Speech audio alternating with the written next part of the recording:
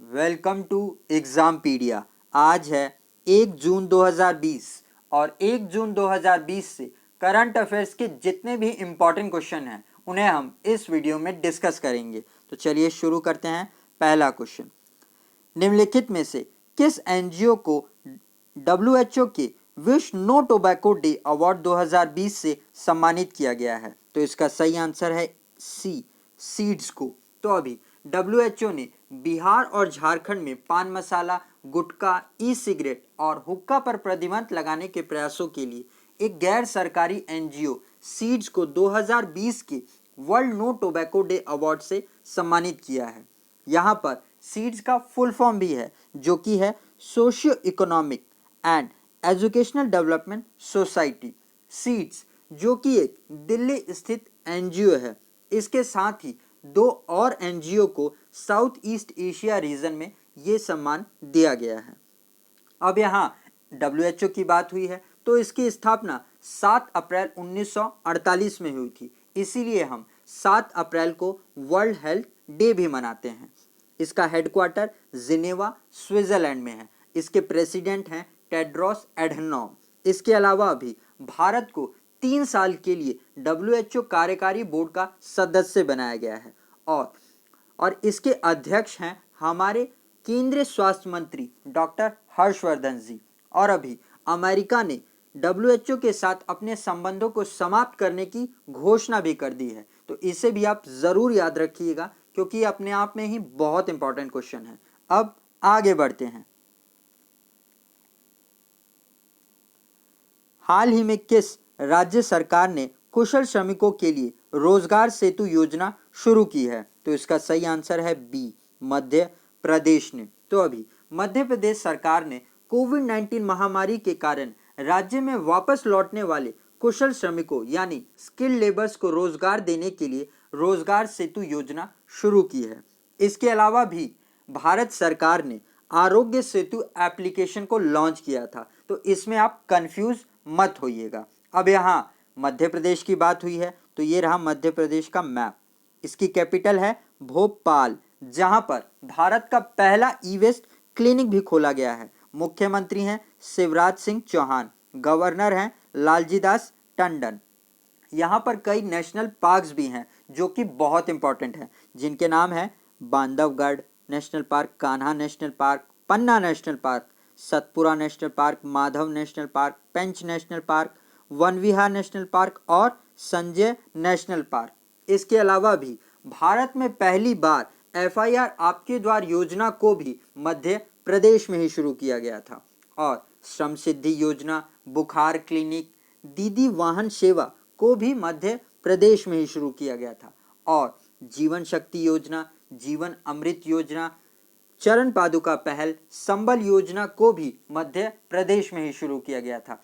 इसके अलावा भी मानव व शहरी मंत्रालय के द्वारा जारी की गई कचरा मुक्त शहरों की सूची में मध्य प्रदेश के इंदौर शहर को 5 स्टार रेटिंग दी गई है, तो इसे भी आप याद रखिएगा। अब और गाइस, अगर ये वीडियो आपको अच्छा लग रहा है और आपके आने वाले एग्जाम के लिए हेल्पफुल है तो इसे लाइक और शेयर ज़रूर करिएगा। और अगर आप इस वीडियो को पहली बार देख रहे हैं तो इस चैनल को सब्सक्राइब ज़रूर कर लीजिएगा और पास में दिए आइकन को भी ज़रूर प्रेस करिएगा, तभी आपको आने वाले नोटिफिकेशंस के लिए नोटिफिकेशंस मिलेंगी।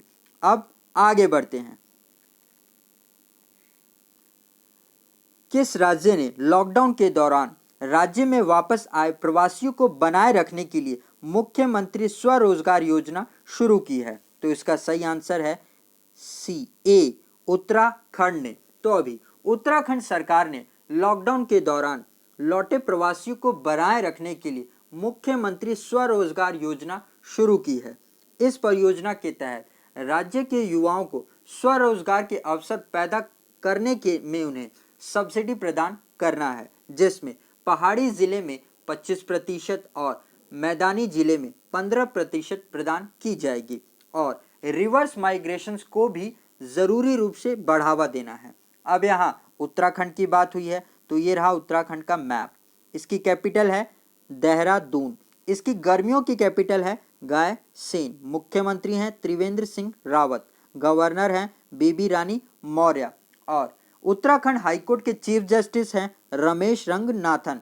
और यहाँ पर एक इम्पॉर्टेंट नेशनल पार्क भी है जिसका नाम है जिम कॉर्बेट नेशनल पार्क।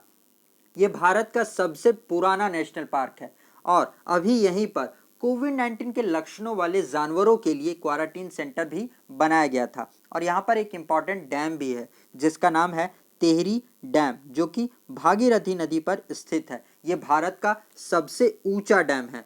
इसके अलावा अभी उत्तराखंड सरकार ने युवाओं को रोजगार के अवसर पैदा करने के लिए होप एप्लीकेशन को भी शुरू किया था। और उत्तराखंड के ऋषिकेश में ही भारत का पहला ग्लास फ्लोर सस्पेंशन ब्रिज का निर्माण किया जाएगा गंगा नदी पर, जिसका फ्लोर ग्लास का होगा, जिससे ट्रांसपेरेंट भी होगा। अब आगे बढ़ते हैं।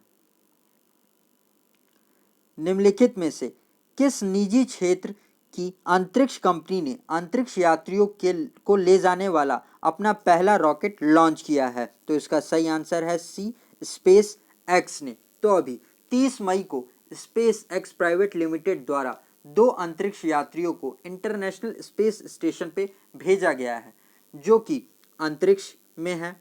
इस मिशन का नाम था क्रू डेमो 2 और इसमें जाने वाले अंतरिक्ष यात्रियों का नाम है रॉबर्ट बैंकलिन और डॉगलस हार्ले। इसे स्पेसक्राफ्ट को अमेरिका के फैगलॉन 9 रॉकेट से लॉन्च किया गया है।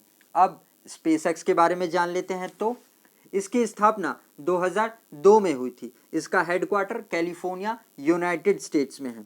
इसके संस्थापक है एलॉन मस्क और इस कंपनी का मकसद है स्पेस में ट्रांसपोर्टेशन की लागत को कम करना और मंगल ग्रह पर इंसानी बस्ती को बसाना, जो कि अपने आप में ही बहुत बड़ा मिशन है। तो इसे भी आप जरूर याद रखिएगा। अब आगे बढ़ते हैं। हाल ही में बैंक बोर्ड ब्यूरो ने किसको एसबीआई के नए एमडी सीईओ के रूप में सिफारिश की है? तो इसका सही आंसर है ए, अश्वनी भाटिया को। तो अभी बैंक बोर्ड ब्यूरो ने अश्वनी भाटिया को एसबीआई के नए एमडी सीईओ के रूप में रिकमेंड किया है। बैंक बोर्ड ब्यूरो, जो कि एक भारत की सरकारी संस्था है जो पब्लिक सेक्टर बैंक्स के एमडी सीईओ को रिकमेंड करती है और उनकी विकासशील रणनीतियों में मदद भी करती है। अब दूसरे ऑप्शन भी देख लेते हैं। तो बी, एम.वी. राव, इनको बैंक बोर्ड ब्यूरो ने सेंट्रल बैंक ऑफ इंडिया के एमडी सीईओ के रूप में सिफारिश की है। सी, पीपी सेन गुप्ता, इनको बैंक बोर्ड ब्यूरो ने इंडियन ओवरसीज बैंक के एमडी सीईओ के रूप में सिफारिश की है। तो इन तीनों के नाम आप जरूर याद रखिएगा। ये आने वाले समय में नियुक्तियों के क्वेश्चन जरूर बनेंगे। अब आगे बढ़ते हैं। किस राज्य ने कोविड-19 नकारात्मक प्रमाण पत्र उन लोगों के लिए अनिवार्य कर दिया है जो राज्य में आना चाहते हैं? तो इसका सही आंसर है सी, गोवा ने। तो अभी गोवा के ने राज्य में आने के इच्छुक लोगों के लिए कोविड-19 नकारात्मक प्रमाण पत्र अनिवार्य कर दिया है, जिसमें Indian council of medical research ने 48 घंटे में के भीतर लिए हुए कोविड-19 नकारात्मक प्रमाण पत्र को अनिवार्य रूप से मंजूरी दे दी है। अब यहाँ गोवा की बात हुई है, तो ये रहा गोवा का मैप। इसकी कैपिटल है पणजी, मुख्यमंत्री हैं प्रमोद सावंत, गवर्नर हैं सत्यपाल मलिक और क्षेत्रफल की दृष्टि से देखें तो सबसे छोटा राज्य गोवा ही है और सबसे बड़ा राज्य है राजस्थान। और भारत में सबसे पहला राज्य कोविड-19 मुक्त गोवा ही है। तो इसे भी आप जरूर याद रखिएगा। अब आगे बढ़ते हैं। निम्नलिखित में से किस मंत्रालय ने अपने राष्ट्रीय कैरियर सेवा परियोजना के माध्यम से पंजीकृत ऑनलाइन नौकरी कौशल की ट्रेनिंग शुरू की है? तो इसका सही आंसर है बी, श्रम और रोजगार मंत्रालय ने। तो अभी श्रम और रोजगार मंत्रालय ने अपने राष्ट्रीय करियर परियोजना के माध्यम से पंजीकृत लोगों के लिए निःशुल्क ऑनलाइन करियर कौशल परीक्षण शुरू किया है। इसे टीसीएस आईओएन डिजिटल के साथ साझेदारी में शुरू किया गया है उन लोगों की मदद करने के लिए जिन्हें अपने कॉर्पोरेट शिष्टाचार, इंटरपर्सनल स्किल्स और प्रेजेंटेशन स्किल्स को अपग्रेड करने में मदद की ज़रूरत है। तो आप इसे भी ज़रूर याद रखिएगा। अब आगे बढ़ते हैं। हाल ही में नौसेना डॉकयार्ड ने किस नौसेना कमान पर और अल्ट्रावायलेट सैनिटेशन बे स्थापित किया है? तो इसका सही आंसर है बी सी, पश्चिमी नौसेना कमान पर। तो अभी भारतीय नौसेना ने पश्चिमी नौसेना कमान पर मास्क, कपड़े जैसी चीजों को सैनिटाइज करने के लिए एक अल्ट्रावायलेट सैनिटाइजेशन बे को स्थापित किया है और इससे कोरोना वायरस के प्रसार को नियंत्रित करने में मदद भी मिलेगी।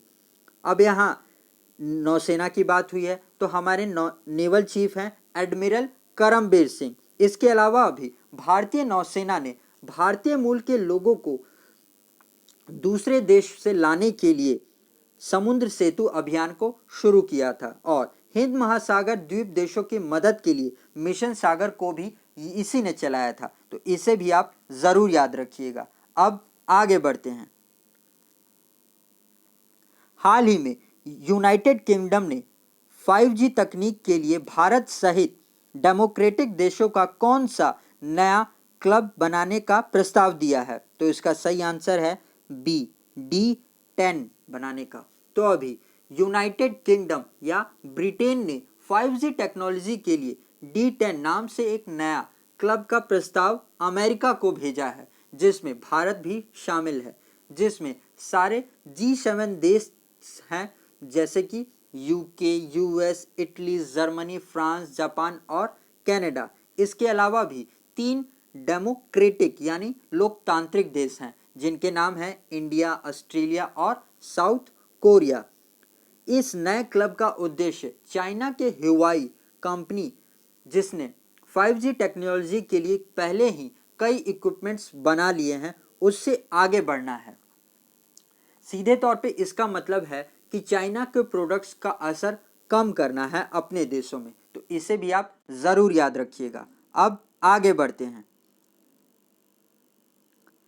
हाल ही में केंद्र शासित कार्यकाल ने वित्त वर्ष 19-20 के लिए भारत की जीडीपी विकास दर कितनी बताई है? तो इसका सही आंसर है बी 4.2%। तो अभी केंद्र शासित कार्यालय यानी सेंट्रल स्टैटिस्टिक्स ऑफिस ने वित्त वर्ष 2019-20 के लिए भारत की जीडीपी विकास दर को 4.2% बताया है, जो कि फिक्स्ड रहेगी। इसीलिए बहुत इंपॉर्टेंट है। अभी तक हम कई और पढ़ते आ रहे थे जो कि अनुमान लगा रहे थे, लेकिन ये अपने आप में फिक्स्ड है। तो इसीलिए आप इसको जरूर याद रखिएगा। अब आगे बढ़ते हैं। तो आज के लिए इतना ही गाइज। अगर ये वीडियो आपको अच्छा लग रहा है और अभी तक आपने इस चैनल को सब्सक्राइब नहीं किया है तो वीडियो के नोटिफिकेशन के लिए ज़रूर सब्सक्राइब कर ले और पास में आए हुए आइकन को भी ज़रूर दबाएं। और अगर इस वीडियो का आपको PDF चाहिए तो हमारे इंस्टाग्राम चैनल से आप ले सकते हैं। आज के लिए इतना ही। Thanks for listening.